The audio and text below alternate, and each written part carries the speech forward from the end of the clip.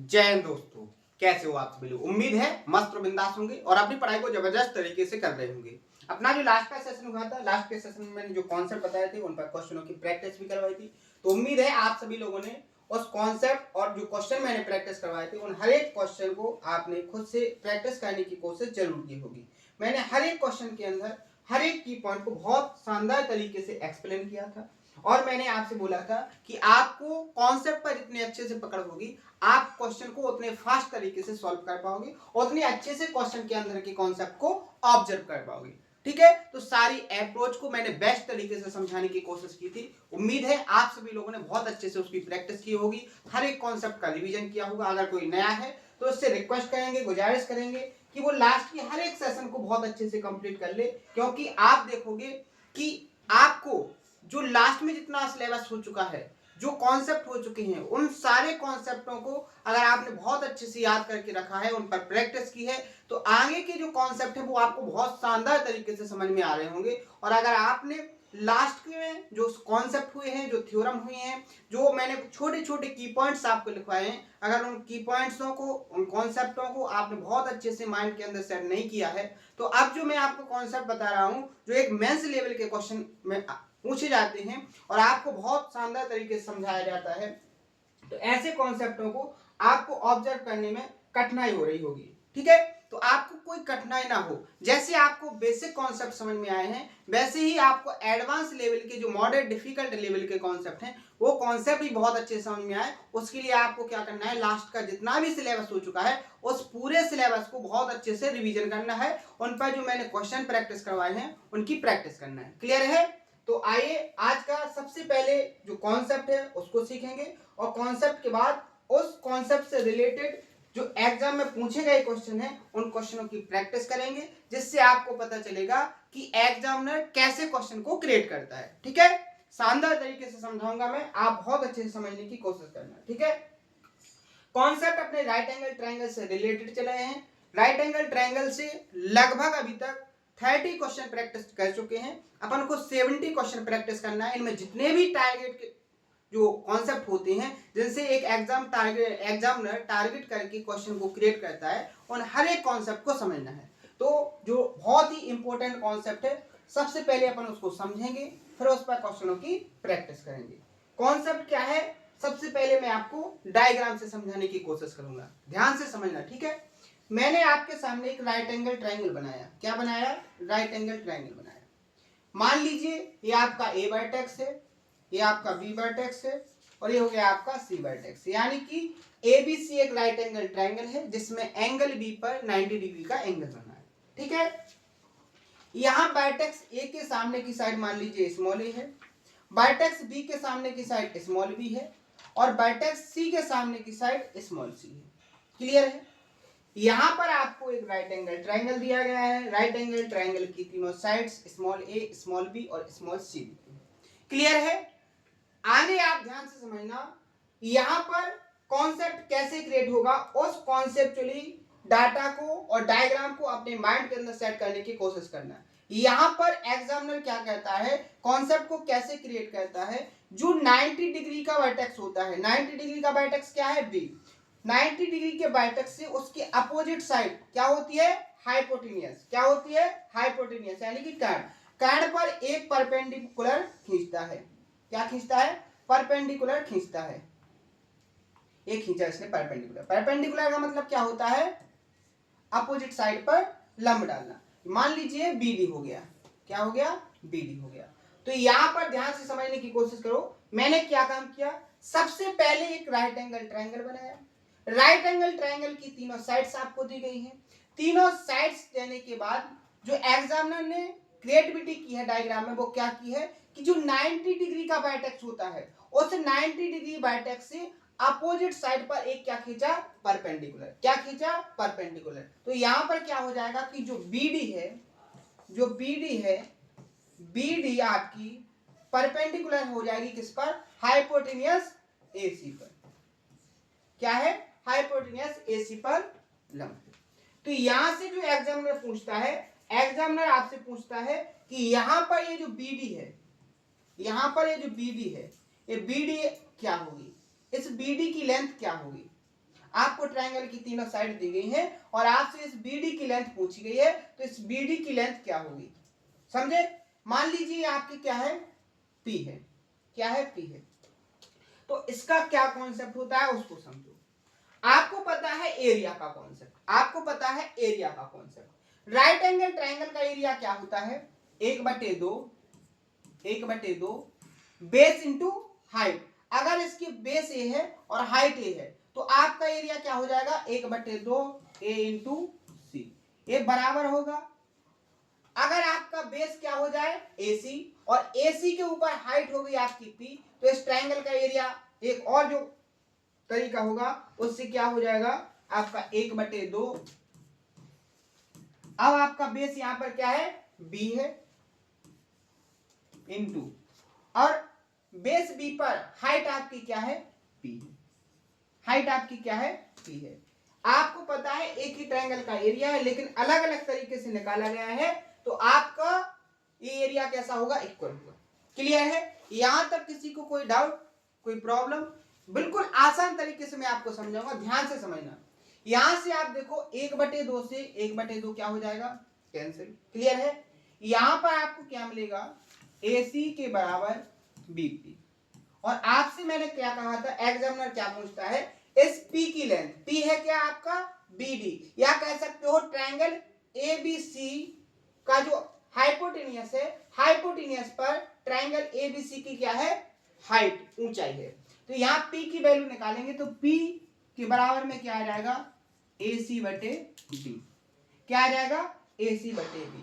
यानी कि direct concept निकल के आपका आ गया है, कॉन्सेप्ट आपका निकल के क्या आ गया है कि अगर आपको एग्जामिनर P की लेंथ पूछे तो आपको क्या करना है कि जो राइट एंगल ट्रायंगल पहले आपको दिया गया था उसकी दोनों लेग्स को क्या करना है, इनटू करके हाइपोटेनियस से क्या कर देना है, डिवाइड कर देना है। क्या कर देना है, हाइपोटेनियस से डिवाइड कर देना है। क्लियर है, यहां तक किसी को कोई प्रॉब्लम, तो सबसे पहला कॉन्सेप्ट आपका ये निकल के कंप्लीट हो चुका है, समझ में आ गया। नेक्स्ट कॉन्सेप्ट, यहां से जो दूसरा कॉन्सेप्ट बनता है उसको समझो। अगर मैं इसको क्या कर दूं, पलट दूं, P को क्या लिख दूं, 1/P, तो आपका इस तरफ भी पलट जाएगा तो क्या हो जाएगा, B/AC। क्लियर है, कोई दिक्कत, आगे बढ़े। अब देखो, अगर मैं दोनों तरफ स्क्वायर कर दूं तो कोई दिक्कत होगी, बिल्कुल नहीं। देखो बराबर एक ऐसा साइन होता है कि दोनों साइड इक्वल कंडीशन रखने पर कोई चेंजेस नहीं होता है, वो हमेशा कैसा होगा, इक्वल ही होगा। जैसे यहां पर अपन ने P को पलटा और आपने इक्वल के इस तरफ भी क्या कर दिया, पलट दिया, तो ये भी कैसा होगा, इक्वल होगा। अब जैसे मैंने कहा है इसका स्क्वायर कर दो, अगर आप दोनों तरफ स्क्वायर करोगे तो ये भी कैसा होगा, इक्वल होगा। बात समझ में आई, कैसे होगा, इक्वल होगा। तो यहां पर क्या हो जाएगा, 1/P², ये क्या हो जाएगा, B²/A² इंटू C²। क्लियर है, ध्यान से देखो, यहां पर आपका ये जो B² है, आपका जो यहां पर B² है, B² आप क्या लिख सकते हो, B² यानी हाइपोटेनियस का स्क्वायर किसके बराबर होगा, परपेंडिकुलर का स्क्वायर प्लस बेस का स्क्वायर, यानी A² प्लस C² के बराबर। तो आप यहां पर क्या लिख सकते हो, आप यहां पर लिख सकते हो A² प्लस C² बटे A² इंटू C²। क्लियर है, यहां पर किसी को कोई डाउट। अब आगे देखो, 1/P² इक्वल टू, ध्यान से देखो, अगर आप इसको अलग अलग डिवाइड करोगे तो A² से A² कैंसिल हो जाएगा, क्या आ जाएगा, 1/C²। और यहां पर C² को A² इंटू C² से डिवाइड करोगे, C² से A² कैंसिल, क्या आ जाएगा, 1/A²। तो क्या बचेगा आपका, 1/A² प्लस 1/C²। ये हो गया आपका दूसरा कॉन्सेप्ट जिस पर एग्जामिनर ने डायरेक्ट क्वेश्चन क्रिएट किए हैं। अगर आपको एक कॉन्सेप्ट आएंगे तो आप क्वेश्चन को नॉर्मल तरीके से सॉल्व कर लोगे, आपके माइंड के ऊपर बिल्कुल भी प्रेशर नहीं होगा और विद इन टाइम के अंदर आपके सॉल्यूशन निकलेंगे। क्लियर है, किसी को यहां तक कोई प्रॉब्लम। ये तो डायरेक्ट थ्योरी के फॉर्म में पूछा गया क्वेश्चन था, उसने थ्योरी जो कंप्लीट की थी, एग्जामिनर ने जो क्वेश्चन क्रिएट किया था वो ऐसे किया था कि एक राइट एंगल ट्रायंगल है, राइट एंगल ट्रायंगल में 90 वर्टेक्स से उसकी अपोजिट साइड जो हाइपोटेन्यूज है उस पर क्या डाला गया है, एक परपेंडिकुलर खींचा गया है। तो परपेंडिकुलर और ट्रायंगल की साइड्स में कौन सा रिलेशन होगा, और आपको 4 ऑप्शन दिए गए थे। आपको जो ऑप्शन सही था, ऑप्शन कौन सा सही था कि 1/p² equal to 1/a² equal to 1/c²। इसको आपको क्या करना था, टिक करना था। लेकिन इसको टिक आप कब कर पाते, इसको आप करेक्ट कब कर पाते, जब आप इस कॉन्सेप्ट को पहले से सीख के जाते। समझ रहे? तो राइट एंगल ट्रायंगल से बहुत सारे मल्टीपल कॉन्सेप्ट निकल के आते हैं, लेकिन जितना आप ज्यादा प्रैक्टिस करोगे उतने ज्यादा आप कॉन्सेप्ट क्रिएट कर सकते हो। ठीक है, तो यहाँ 2 मैंने बहुत ही इंपॉर्टेंट कॉन्सेप्ट बताए हैं। इन दोनों इंपॉर्टेंट कॉन्सेप्ट को आपको बहुत अच्छे से कंप्लीट करके रखना है। क्लियर है? अब आप यहाँ पर देखो कि इस कॉन्सेप्ट से रिलेटेड एग्जामिनर ने कैसे क्वेश्चन को क्रिएट किया था और आपको कैसे उस क्वेश्चन का कॉन्सेप्ट ऑब्जर्व करना था। ठीक है, यहां पर देखो क्वेश्चन में क्या बोला गया है, 30 तक क्वेश्चन अपने हो चुके हैं, मैंने अभी बताया था। अपना जो क्वेश्चन होना है 31 होना है। इसमें जो कॉन्सेप्ट यूज होना है वो मैंने बहुत अच्छे से आपको समझा दिया है। ठीक है, क्वेश्चन आपको अब कैसे करना है उस टेक्निक को समझो। यहां पर देखो क्वेश्चन में क्या बोला गया है कि इन ट्रायंगल CAB, एक ट्रायंगल है CAB जिसमें एंगल एक कितने डिग्री का है, 90 डिग्री का, एंड AD परपेंडिकुलर BC है। If AC equal to 24 centimetre, AB equal to 10 centimetre, then find the value of AD। आपको AD की वैल्यू को क्या करना है, फाइंड करना है। यहां देखो सिंपल तरीका है, अभी आपको समझ में आ जाएगा, लेकिन आपको ऐसे प्रैक्टिस करना है कि ये आपको हमेशा याद रखे। क्या रहे, आपको हमेशा याद रखे। हमेशा याद ना रख पाओ तो जब तक आपका एग्जाम ना हो जाए तब तक आपके माइंड में बहुत अच्छे से सेट होना चाहिए। ठीक है, यहां देखो उसने बोला है कि क्या है, एक राइट एंगल ट्रायंगल है।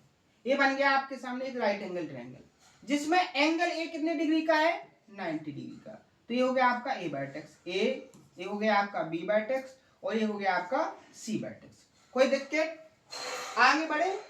आगे आप जैसे ही बढ़ोगे तो यहां पर उसने बोला है कि एडी परपेंडिकुलर है बीसी पर, यानी वर्टेक्स ए से अपोजिट साइड बीसी पर क्या खींचा गया है, एक लंब खींचा गया है इस तरीके से। क्लियर है? यहां देखो यहां पर जो एंगल बना है वो कितने डिग्री का बना है, 90 डिग्री का। यहां पर जो पॉइंट है वो क्या है, डी है। एडी आपका परपेंडिकुलर हो गया किस पर, बीसी पर। आगे देखो, आगे उसने क्या बोला है, आगे बोला है कि एसी की जो लेंथ है, एसी की जो लेंथ है वो कितनी है, 24। ठीक है, और आपकी जो AB है वो कितनी है, 10। कितनी है, 10। आपको बताना है, आपको बताना है इस AD की लेंथ। अगर आपको AD की लेंथ फाइंड करना है तो मैंने अभी कॉन्सेप्ट बताया है कि राइट एंगल ट्रायंगल की दोनों लेग्स का मल्टीप्लाई करके हाइपोटेन्यूज से डिवाइड कर दो। तो क्या आप यहां से हाइपोटेन्यूज 2 तरीके से निकाल सकते हो, एक तो ट्रिपलेट्स वाला कॉन्सेप्ट और एक है आपका कौन सा, पाइथागोरन थ्योरम। तो आप पाइथागोरन थ्योरम लगाओगे, कैलकुलेशन में टाइम लगेगा। यहां सीधा दिख रहा है आपको कि 5, 12 और 13 की एक ट्रिपलेट्स है, इसको कितने गुना कर दिया गया है, दोगुना कर दिया गया है। मैंने बोला था आपसे कि 99% एग्जामिनर जो डाटा सेट करेगा राइट एंगल ट्रायंगल में वो ट्रिपलेट से रिलेटेड होगा। अब वो आपको ट्रिपलेट्स याद रखना है, 1% चांस है कि वो ट्रिपलेट्स के अलावा डाटा सेट करे, लेकिन 99% चांस है कि वो जो डाटा सेट करेगा वो राइट एंगल ट्रिपलेट्स पर ही डाटा को सेट करेगा। यहां पर अगर 5 की वैल्यू 10 हो गई, 12 की वैल्यू 24 हो गई, तो 13 की वैल्यू कितनी हो जाएगी, 26। यानी कि BC की जो लेंथ होगी वो कितनी हो जाएगी आपकी, 26। आपको आंसर फाइंड करने के लिए क्या करना पड़ेगा, 10 इंटू 24 अपॉन क्या हो जाएगा, 26। यहाँ क्या हो जाएगा, 240 बटे 26, या आप कह सकते हो 2 से डिवाइड करोगे तो 120 बटे 13। 13 से अगर आप डिवाइड करोगे 13 नंबर 117, 9 दशमलव कुछ आएगा। केवल एक ही ऑप्शन दिखाई दे रहा, ऑप्शन नंबर ए क्या हो जाएगा आपका, करेक्ट आंसर हो जाएगा। क्लियर है? आपको यहाँ एग्जैक्ट कैलकुलेशन करने की कोई जरूरत नहीं है। क्लियर है? कोई दिक्कत, कोई प्रॉब्लम? आगे बढ़े, नेक्स्ट क्वेश्चन। यहां देखो क्वेश्चन नंबर 32।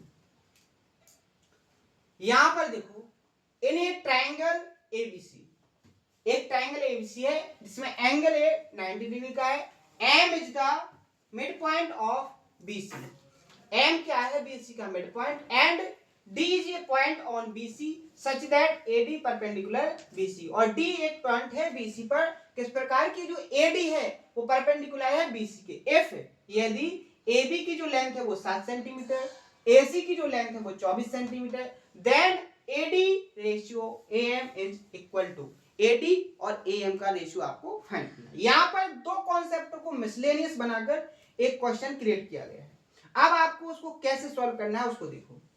सबसे पहले तो बात करेंगे किसकी, कि अगर एक राइट एंगल ट्रायंगल है जिसमें ए वर्टेक्स आपका कितने डिग्री का है, 90 डिग्री का, ए आपका हो गया बी और ये हो गया आपका सी, ए बी सी क्या हो गया, एक राइट एंगल ट्रायंगल जिसमें ए वर्टेक्स आपका 90 डिग्री का हो गया।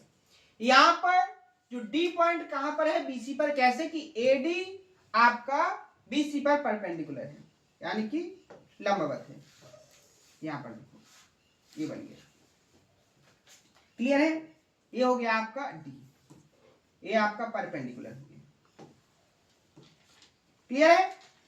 आगे देखो, दूसरा जो पॉइंट है एम बीसी पर, वो ऐसे है कि वो बीसी का क्या है,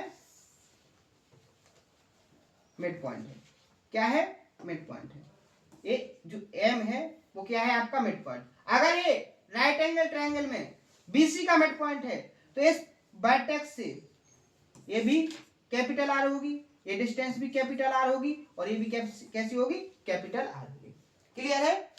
बहुत सारे क्वेश्चन हो चुके हैं। अब आप यहां पर देखो, आपको दिया क्या गया है, ए बी 7, AC 24, तो आपकी बीसी कितनी हो जाएगी, 7 24 25, बीसी की टोटल लेंथ कितनी हो जाएगी, 25।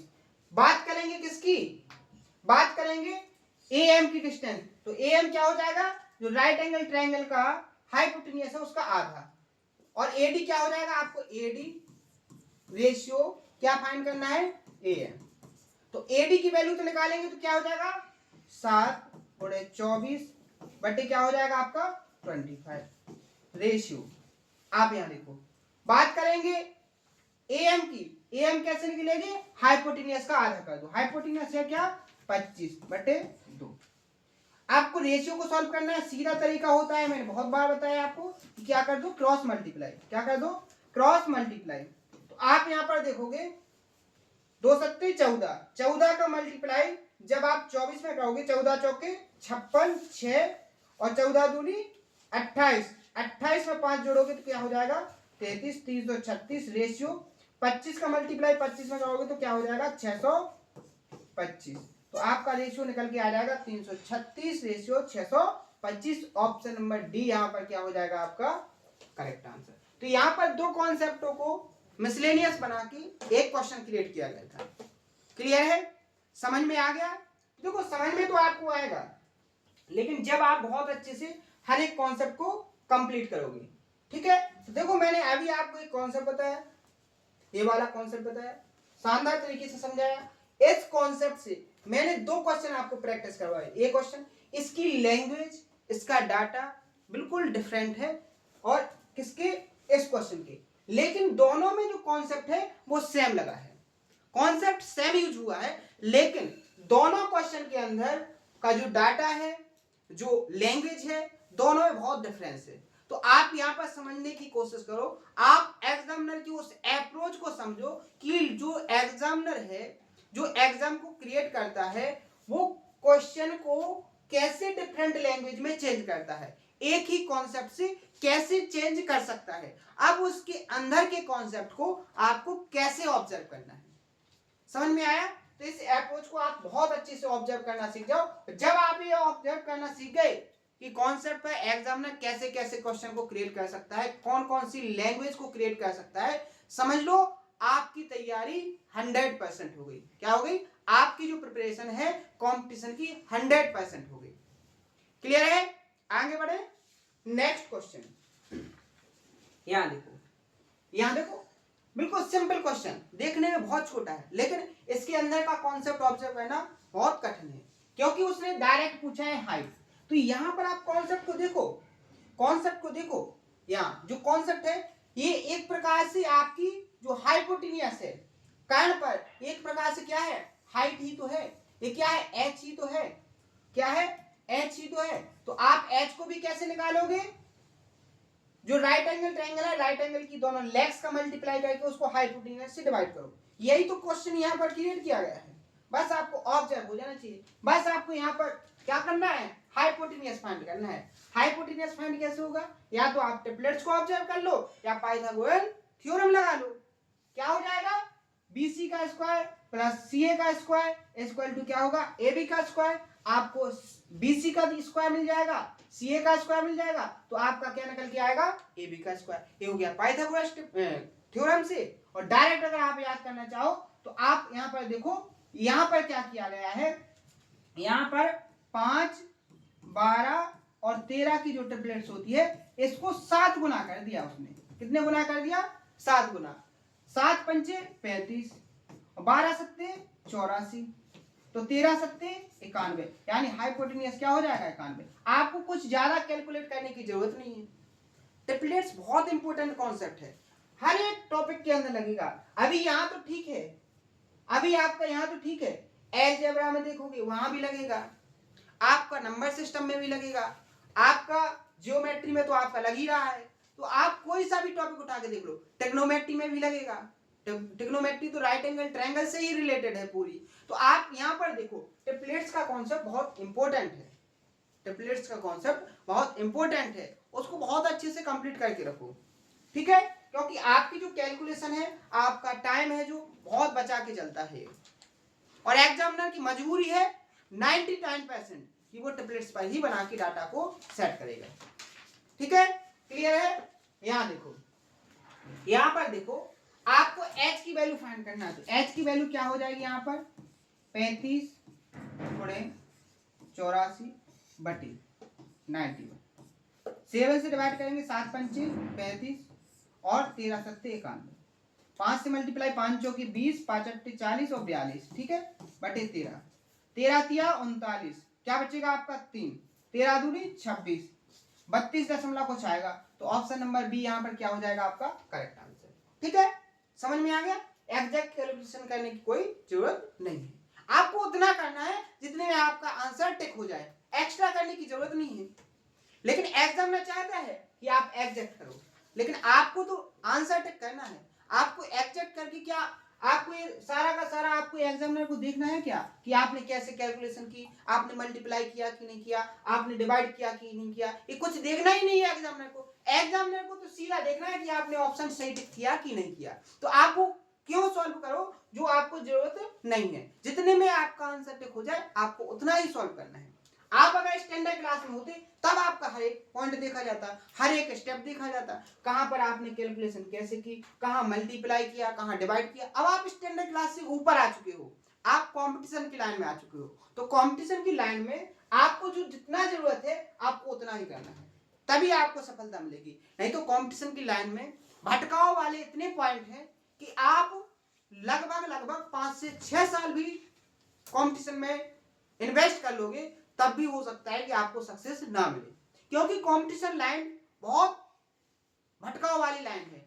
इसमें आप छोटे छोटे पॉइंटों पर भटक जाते हो, आप छोटे छोटे पॉइंटों पर डिमोटिवेट हो जाओगे। तो इन डिमोटिवेट और भटकाव वाले पॉइंटों को बिल्कुल इग्नोर कैसे करना है, आपको उतना पढ़ना है जितने की आपको जरूरत है। जो आपका सिलेक्शन मांग रहा है आपको केवल उतना ही पढ़ना है, आपको ज्यादा मटेरियल इकट्ठा करके नहीं रखना है।